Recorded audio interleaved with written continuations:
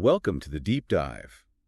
Today we're trying something a bit different, actually.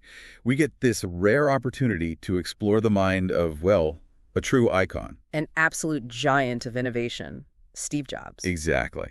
And we're looking at his ideas on creativity, vision, all that good stuff. Yeah, and the interesting thing is our sources are based on this conceptual conversation. It's like talking to an AI representation of Jobs. It really distills his thinking. So our mission here is to pull out those really potent nuggets. How does creativity actually work according to him? What does being a visionary mean? And crucially, how can you apply these ideas, whether you're, building a product, writing something, just tackling a tough problem? We think these insights are just invaluable. Definitely. And some of his takes on creativity might surprise you. Plus, we'll get into the grit, the hard work behind the breakthroughs that people often miss. Okay, so let's dive right in. Creativity. People often think of it as like this mystical thing, right? Yeah, like divine inspiration, a sudden flash. A lightning bolt hits, and bam, idea. Does Jobs buy into that? Not really, no. Quite the opposite. In this AI dialogue, he framed it very practically. Pattern recognition with purpose, he called it. Pattern recognition.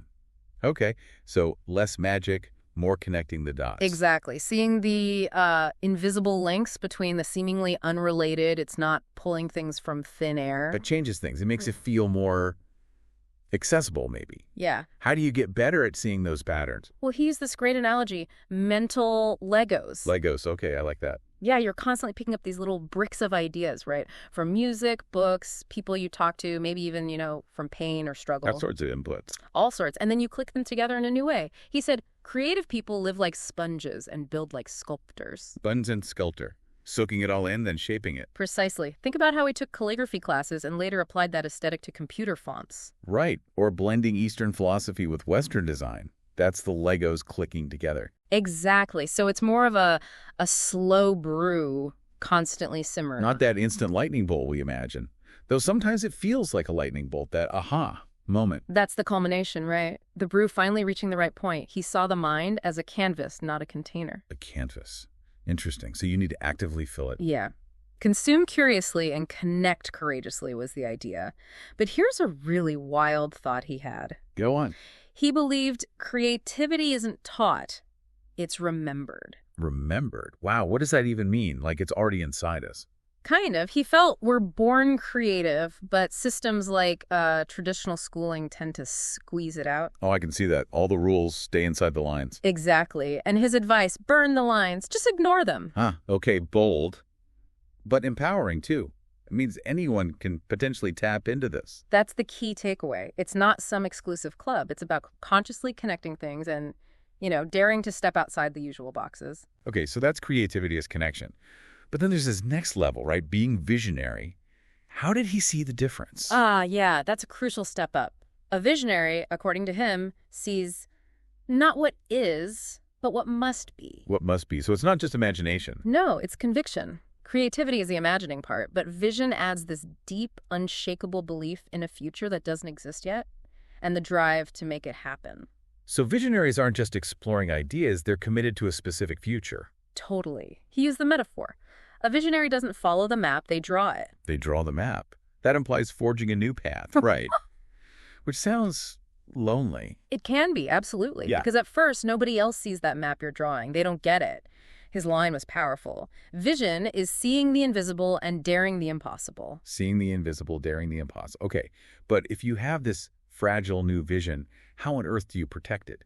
From doubt, from distractions, just the everyday chaos. Yeah, that's the practical challenge, isn't it? And his answer was all about focus, like intense focus. How intense? His core idea was, don't let noise drown your North Star.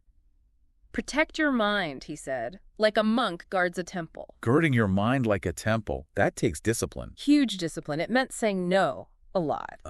The power of no. We hear that often. But he took it to another level. He famously said you have to say no 1,000 times to protect your one yes that matters. 1,000 times. Wow. Focus isn't about picking the right thing to say yes to. It's about saying no to everything else. All the good ideas, all the distractions. That really forces you to clarify what truly matters. It's a challenge for all of us, right? Identify your own North Star. And then be ruthless about cutting out the noise. What do you, listening, need to say no to protect your focus? It's a tough question. Okay, so we have creativity as connection, vision as conviction and focus. But let's talk about the actual work. It's often romanticized, but there's a grind involved. What's the ugly truth? Oh, yeah, he didn't sugarcoat that. He said, creativity is chaos wrapped in clarity. Chaos wrapped in clarity. I like that. So it's messy. Inherently messy. Not a neat process at all. He described it as a squiggle, a spiral, a storm. The public sees the polished end product, right? Right, the beautiful iPhone box. Yeah. Not the arguments in the late nights. Exactly. They don't see the struggle. He acknowledged, before it becomes a masterpiece, it must survive a million moments of madness. A million moments of madness. That includes self-doubt, I imagine, skepticism from others. Absolutely. Constant self-doubt, people telling you it won't work. But here's the crucial difference he saw. What's that? The visionary, unlike just a dreamer, doesn't quit at confusion. Doesn't quit at confusion. That's powerful. Because confusion feels like a stop sign usually. Like you're lost. We're taught it's bad, right? A sign you're failing.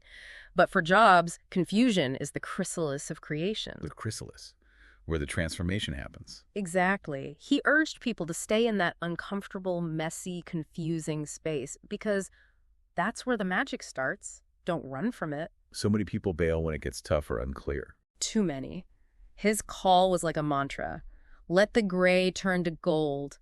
Let the chaos carve the craft. Let the chaos carve the craft. Okay, Yeah. So for anyone listening who's feeling stuck or confused right now, It's not a sign you're failing. It's part of the process, a necessary phase. You have to endure it, even embrace it for the breakthrough to happen. that's a hugely important reframing. Okay, so if creativity is connection and the process is chaos, what about originality? Jobs himself said Apple stole ideas sometimes. How does that fit? Yeah, it's always a tricky one, isn't it? But he was quite open about it. He'd say nothing is 100% original. Okay. Innovation, for him, almost always involves standing on shoulders. You take existing things, you remix them, you refine them. It's transformation, not creation out of nothing. So it's less about pure invention, more about intelligent synthesis, Yeah, improving on what's there. exactly. But here's the really clever nuance he added. He said, don't copy what it looks like. Copy what it felt like. What it felt like. How do you copy a feeling? Think about the user experience, the emotion it evokes. Understand the essence of why something works, why it connects with people. Don't just clone the surface features. Okay. Understand the why behind it, not just the what. Right. And then, the crucial step, make it yours. Infuse it with your own perspective, your own taste. Add your own layer. Yes. He talked about breathing old ideas into new life by wrapping them in your soul, your taste, your fingerprints. It's not mimicry, it's inspired recreation. So the goal isn't just to make noise, it's to make meaning. Perfectly put. That's the core of it. He had that famous line, good artists copy, great artists steal. But maybe it's better framed as good artists copy, great artists connect. Visionary artists create a culture. Create a culture. That's aiming high. It is. But it encourages us, to draw inspiration thoughtfully. Ask yourself, how can you take existing ideas and infuse your unique self into them to make something genuinely transformative? Not just another copy. That's a great challenge for anyone creating anything. Okay, final stretch. Let's imagine someone listening now, maybe a young creator, designer, writer. They're struggling, trying to find their voice. What direct, raw advice would the Jobs AI persona offer? I think it would be pretty blunt. Something like, stop looking outside for your voice. Don't look outside. Where is it then? It's already inside you. It resides in your wounds, your wonder, your weirdness. Your weirdness. I love that. Not your strengths, your weirdness. Absolutely. He believed what makes you strange is what makes you strong.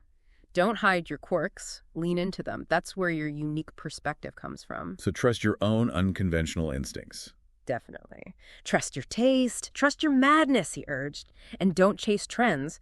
He differentiated sharply between hype and real impact. How so? He said real vision isn't loud, it's lasting. The aim shouldn't be just to trend for a moment. It should be to transform something in a meaningful way. Lasting impact over fleeting popularity. That makes sense. So back to a fundamental question. Can anyone do this? Can anyone be creative, be visionary? The answer from him was a clear, resounding yes. Creativity isn't a crown, he said. It's a compass. Not a crown, but a compass. Meaning. It's not a status symbol for the chosen few. It's a tool everyone have, an inner guide to navigate and create. So what stops people then? Fear, mostly.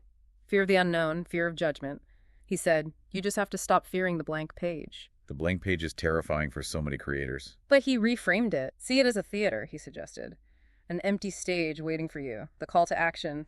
Step in. Light it up. Step in and light it up. I like that visual. And his final provocation, perhaps. The ones who change the world aren't afraid to scribble outside the system. Don't just burn the lines, scribble all over them. Pretty much. Embrace that messy, unconventional approach. Wow.